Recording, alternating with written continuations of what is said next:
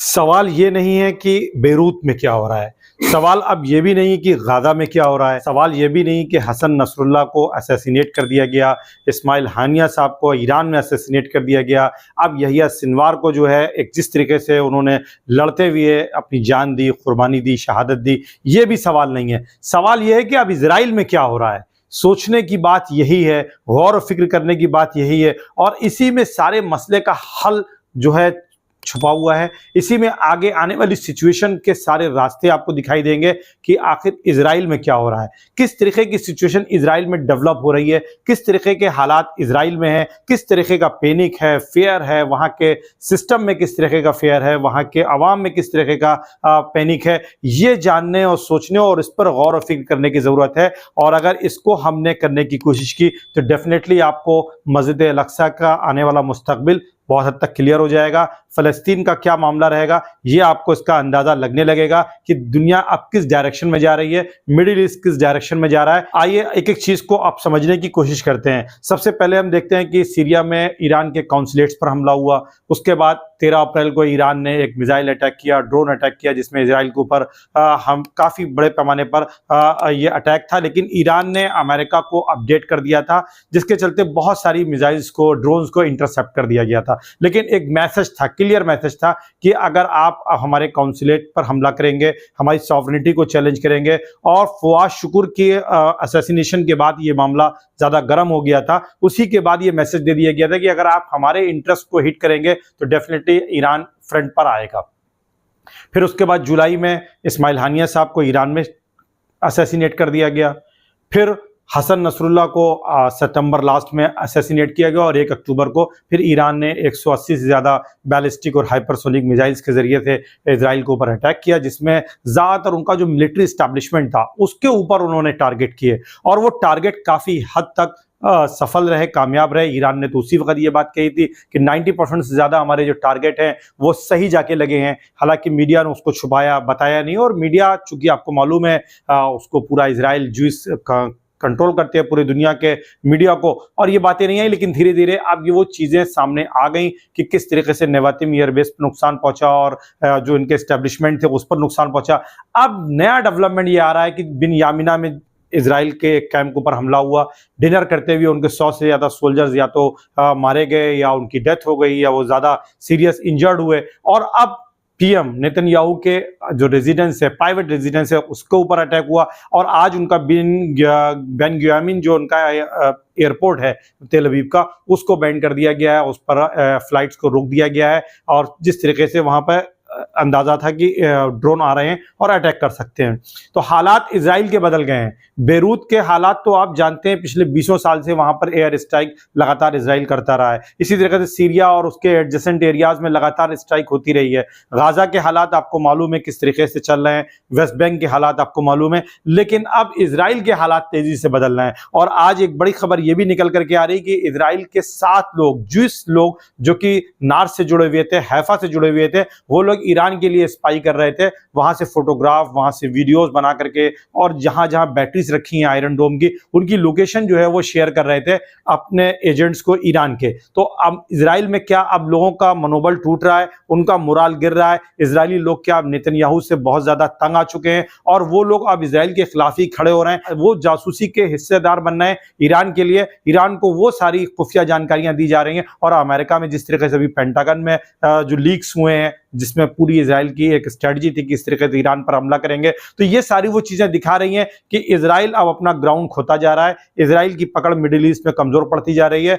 Iran एक super power के तौर पर उस रीजन का उभरता हुआ दिख रहा है। अमेरिका भी कहीं ना कहीं अवॉइड कर रहा है ईरान को अटैक करने में। और अमेरिका से साफ साफ ये बात क्लियर करके कही गई है कि ईरान के इंस्टॉलेशन जो खास करके उनके ऑयल रिजर्व्स हैं या उनके ऑयल रिफाइनरीज हैं या एटॉमिक पावर जनरेशन सेंटर हैं या जहां पर उनका एटॉमिक रिसर्च का पूरा कार्यक्रम है, उनको इजराइल हिट नहीं करे, क्योंकि उसके बड़े ही कॉन्सिक्वेंसेस जो होंगे गंभीर होंगे, सीरियस होंगे और इजराइल उसको बियर नहीं कर पाएगा। क्योंकि इजराइल में सिर्फ 2 ही रिफाइनरीज हैं, ऑयल रिफाइनरीज हैं। और अगर इजराइल पर, इन रिफाइनरीज पर ईरान ने हिट कर दिया तो ईरान के सामने एक बहुत बड़ा मसला आएगा। मिडिल ईस्ट की जो दूसरी रिफाइनरीज हैं उसके लिए ईरान ने पहले कह दिया है कि अगर हमारे आपके यानी मिडिल ईस्ट के जो जीसीसी कंट्रीज हैं उनकी एयर स्पेस का इस्तेमाल हुआ तो डेफिनेटली उन पर वो हिट कर सकता है, उसकी वो कोई गारंटी नहीं देता है।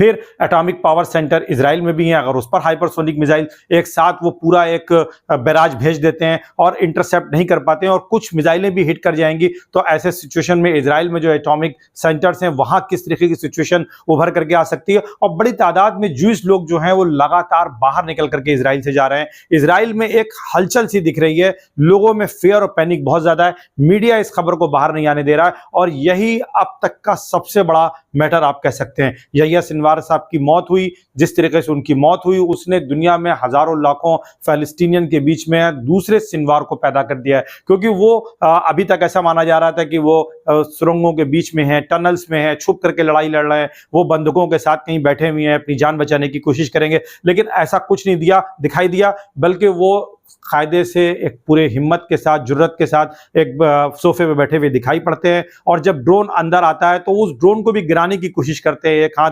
वुंडेड है उनका उसके बाद। तो पैलेस्टीनियन लोगों के बीच में एक मैसेज गया है कि किस तरीके से रेजिस्टेंस किया जाता है, अब पूरी दुनिया ने उसको देखा है और इजराइल ने डेफिनेटली उनको लोकेट नहीं किया था। एक अट्रेंडम मिशन में उनको वो यहिया सिनवार मिले और मिलने के बाद जिस तरीके की कार्रवाई हुई उसका बहुत बड़ा निगेटिव इंपैक्ट इजराइल के साइकोलॉजी पे पड़ा है, मनोविज्ञान पे पड़ा है और पॉजिटिवली इंपैक्ट जो है पैलेस्टीनियन लोगों पर पड़ा है, उन लोगों पर पड़ा है जो एक्सिस ऑफ रेजिस्टेंस का पार्ट है, लगातार इजराइल पर अटैक कर रहे हैं। तो ये वो सारी सिचुएशन है जो इजराइल के बदलते हुए ढांचे को दिखा रही है, क्या इजराइल भरभरा रहा है और जिस तरीके से रशिया लगातार ईरान के साथ अपने कोऑपरेशन को बढ़ा रहा है और ब्रिक्स का ऑर्गेनाइजेशन का कार्यक्रम होने जा रहा है।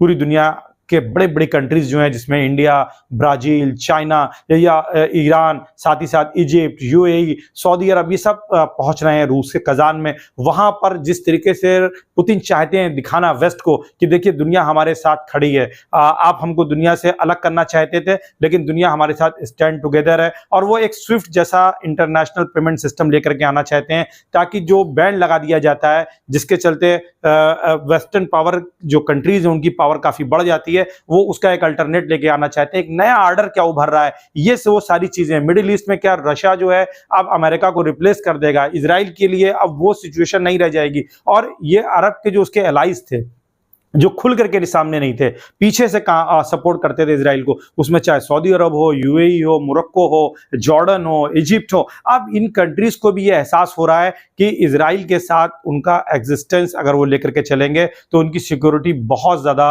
सिक्योर नहीं रहेगी, वल्नरेबिलिटी बनी रहेगी। और अगर वो ईरान के साथ अपने रिलेशन को नॉर्मल करते हैं, रशिया के साथ अपना एक एंगेजमेंट ओपन रखते हैं तो उनके लिए ज्यादा बेटर है। और आप देखें कि जिस तरीके से यूएई ने F-35 के लिए अमेरिका के साथ जो उनका एग्रीमेंट होना था, अब वो चाइनीज 5th जनरेशन प्लेन की तरफ ज्यादा इंटरेस्टेड दिखाई पड़ रहे हैं। और जिस तरीके से ईरान में रशिया लगातार अपने इक्विपमेंट्स को भेज रहा है, मिलिट्री हार्डवेयर्स को भेज रहा है और कॉपरेशन हो दोनों के बीच में मिलिट्री कॉपरेशन बढ़ रहा है, चाइना का इन्वेस्टमेंट जिस तरीके से ईरान में आ रहा है, ये वो सारी चीजें हैं जो ये बता रही हैं कि मिडिल ईस्ट में अब अमेरिका धीरे धीरे कहीं ना कहीं उसका इन्फ्लुएंस श्रिंक करता जा रहा है। मिडिल ईस्ट के जो कंट्रीज हैं उनको भी ये रियलाइजेशन हो रहा है कि हमें रूस और चीन के साथ अपने संबंधों को, रिलेशन को बहुत ज्यादा बेहतर करना है, आगे ले जाना है। अमेरिका को नाराज अभी नहीं करेंगे, अमेरिका के साथ उनके बहुत सारे इंटरेस्ट अभी भी एट स्टेक हैं, अमेरिका का बहुत बड़ा इन्वॉल्वमेंट है वहां पे, अमेरिका के तमाम उनके जो अड्डे हैं जिन पर वहां पर अमेरिकन सोल्जर्स मौजूद हैं।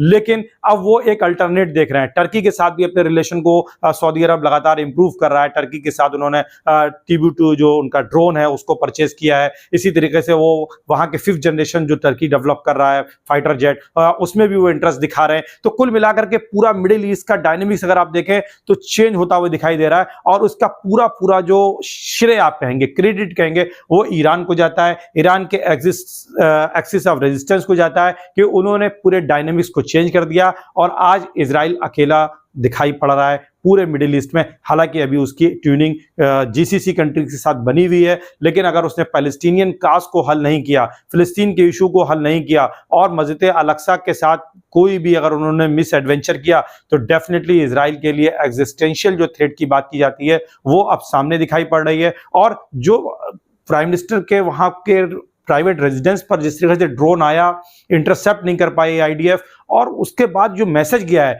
कि अगर आप हमारे सॉफ्ट जो टारगेट्स हैं, जो लीडर्स हैं, अगर उनको आप अटैक करके एलिमिनेट करने की कोशिश करेंगे, असैसिनेट करने की कोशिश करेंगे, तो अब वक्त शायद इस तरीके का दिखाई दे रहा है कि इजराइल के प्राइम मिनिस्टर, इजराइल के प्रेसिडेंट, इजराइल के जो वहां का एस्टेब्लिशमेंट है, क्या उन पर ड्रोन अटैक हो सकते हैं? क्या ये मैसेजिंग ईरान की तरफ से दी गई है? क्या ईरान ने यह संदेश दिया है कि अगर आपने लगातार इस तरीके का असैसिनेशन जारी रखा तो फिर आपकी सिक्योरिटी के भी हम कोई एश्योरेंस नहीं दे सकते हैं और इस तरीके के हमले हिजबुल्लाह या जो उनकी रेजिस्टेंस है उसकी तरफ से आ सकते हैं? तो ये बहुत बड़ा सवाल है।